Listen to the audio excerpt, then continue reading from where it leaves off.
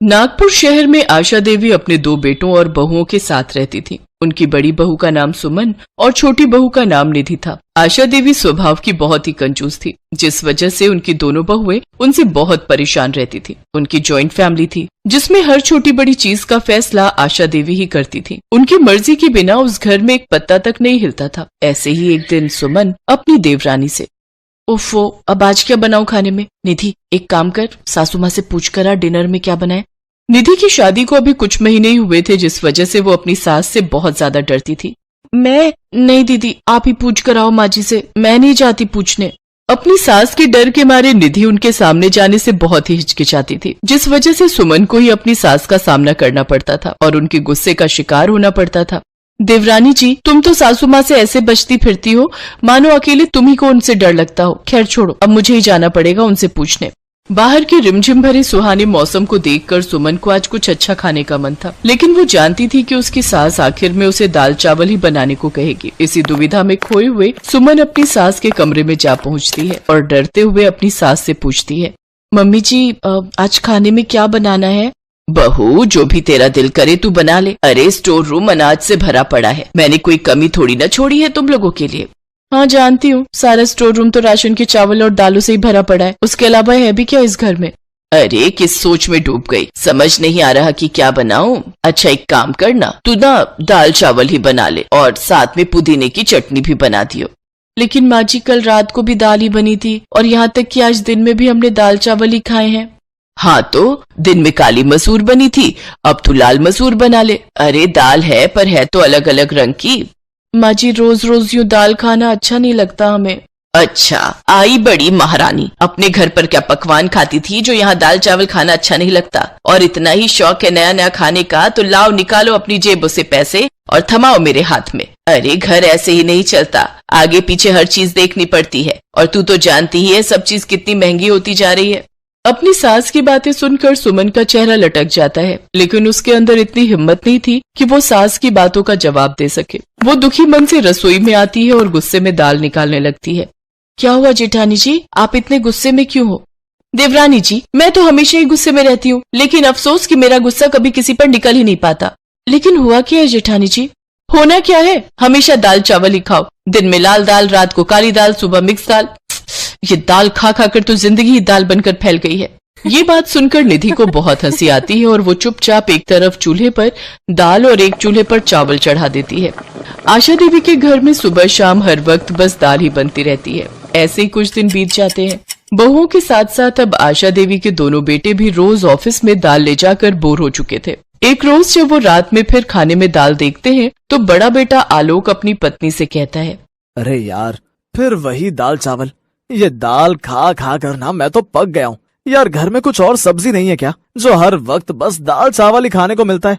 सच में निधि, ऑफिस में रोज दाल लेकर जाता हूँ ना, तो अब तो मेरे दोस्त भी मुझे चिढ़ाने लगे और इसलिए उन्होंने मेरा नाम नितिन दाल वाला रख दिया है। आप हम पर क्यों चिल्ला रहे हैं जी? हम तो वही बनाते हैं जो माँ जी हमसे कहती हैं। अरे अरे, क्यों भड़क रहा है? आखिर इस दाल में दिक्कत ही क्या है? और तुम दोनों को इतनी ही दिक्कत है तो तुम दोनों के ले जाने के लिए ये कल से सब्जी बना दिया करेगी। अपनी सास के मुंह से ये बात सुनते ही देवरानी जेठानी के चेहरे पर रौनक आ जाती है कि कम से कम अब घर में सब्जी तो बनेगी। अगली सुबह जब सुमन और निधि सब्जी बनाने के लिए फ्रिज खोलती है तो उसमें कोई सब्जी नजर नहीं आती। तभी सुमन जाकर अपनी सास से कहती है, माँ जी, घर में तो कोई भी हरी सब्जी नहीं है, सामने बिरजू भैया की दुकान में सब्जी भी मिलती है, आप प्लीज जाकर ले आइए ना, मुझे इनके लिए सब्जी बनाकर पैक करनी है, दोनों भाइयों को ऑफिस के लिए लेट हो रहा है। सब्जी? अरे बहू, मैं गई थी उसकी दुकान पर, लेकिन सब्जियों के रेट तो आसमान छू रहे हैं और वो मुआ बिरजू का बच्चा 1 रुपया तक कम करने को तैयार नहीं, इसलिए मैं सब्जी नहीं लाई। ये आलू 10 रुपए किलो मिल रहे थे तो यही आधा किलो ले आई हूँ, दोनों भाइयों के लिए बना दे। लेकिन माँ जी, ये तो बहुत कम है, ये हम सबको पूरा नहीं होंगे। तो मैंने कब कहा सबके लिए बनाने को? बोला तो था दोनों भाइयों के लिए पैक कर दे और बाकी मैं और तुम दोनों तो चावल दाल ही खा लेंगे। अरे सरकार से जो मुफ्त दाल चावल मिलते हैं उसको ही खाया करो, पता है ऐसा करके हमें कितनी बचत कर सकते हैं। अपनी सास के मुंह से ये बात सुनकर सुमन और निधि के सारे अरमानों पर पानी फिर जाता है। दोनों भाइयों के लिए लंच पैक करके वो दोनों फिर से अपनी सास के साथ दाल ही खाती हैं। कुछ दिन तक ये सिलसिला चलता रहा। अब आलोक और नितिन के टिफिन में या तो दाल होती या आलू की सब्जी। एक रोज नितिन अपनी माँ से, माँ क्या है ये सब? दाल और आलू खाकर हम पक चुके हैं, अरे जब हम अपनी सैलरी आपको दे देते हैं तो आप सब्जियां क्यों नहीं लाती? बड़े नखरे चढ़ गए हैं दोनों भाइयों के। जब हमें मुफ्त में दाल चावल मिल रहा है तो हम क्यों सब्जियों पर पैसे खर्च करें? अरे बचत करना सीखो, बचत, नहीं तो एक दिन सब भूखे मरोगे। और जब तक मैं जिंदा हूँ इस घर में यही बनेगा, खाना है तो खाओ, नहीं तो भूखे रहो। आशा देवी अपने आगे किसी की नहीं सुनती और इसका असर ये हुआ कि दोनों भाई चोरी छुपे बाहर का खाना खाने लगे। रोज बाहर का खाना खा खा कर उनका पेट खराब हो गया। एक रात दोनों पेट पकड़कर जोर जोर से चिल्लाने लगे। सुमन, मेरे पेट में बहुत दर्द हो रहा है। निधि, जल्दी से डॉक्टर को फोन करके बुलाओ। तभी सुमन भी चक्कर खाकर बेहोश हो गई। हे राम, ये आखिर क्या हो रहा है? सुमन बहू उठो, इससे क्या हो गया? माँ जी, मैं अभी डॉक्टर को बुलाती हूँ। रुको, डॉक्टर को बुलाने की जरूरत नहीं है, मैं अभी तुम तीनों की नजर उतार देती हूँ। मेरे परिवार को जरूर किसी की नजर लग गई है। बस भी करो माँ जी, बहुत हुई आपकी ये कंजूसी। निधि जल्दी से डॉक्टर को फोन करके घर बुलाती है। देखिए, आपके दोनों बेटों ने पिछले कुछ दिनों से लगातार बाहर का खाना खाया है, जिस वजह से इनका पेट खराब हो गया है। इन्हें इंजेक्शन लगा दिया है, थोड़ी देर में आराम आ जाएगा। और आपकी बहू लगता है ये सब्जियां नहीं खाती, जिसके कारण इनके शरीर में जरूरी पोषक तत्वों की कमी हो गई है। मैंने इनको मल्टीविटामिन का इंजेक्शन दे दिया है, कुछ ही देर में होश आ जाएगा। लेकिन अगर ये ऐसे ही हरी सब्जियां खाने से बचती रही तो इन्हें जल्दी हॉस्पिटल में एडमिट करना पड़ेगा। पता नहीं आप लोग समझते क्यों नहीं, खाने में सब्जियों की जरूरत हमें उतनी ही है जितनी जीने के लिए सांस की।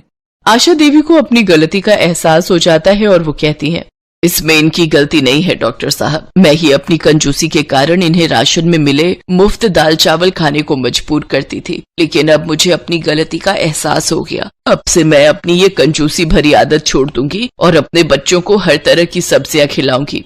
और इस तरह से अब आशा देवी के घर में तरह तरह की स्वादिष्ट सब्जियां बनने लगी और दाल चावल अब हफ्ते में 2 बार ही बनते थे। अब सभी घर वाले हर रोज अलग अलग सब्जियां खाकर बहुत खुश थे।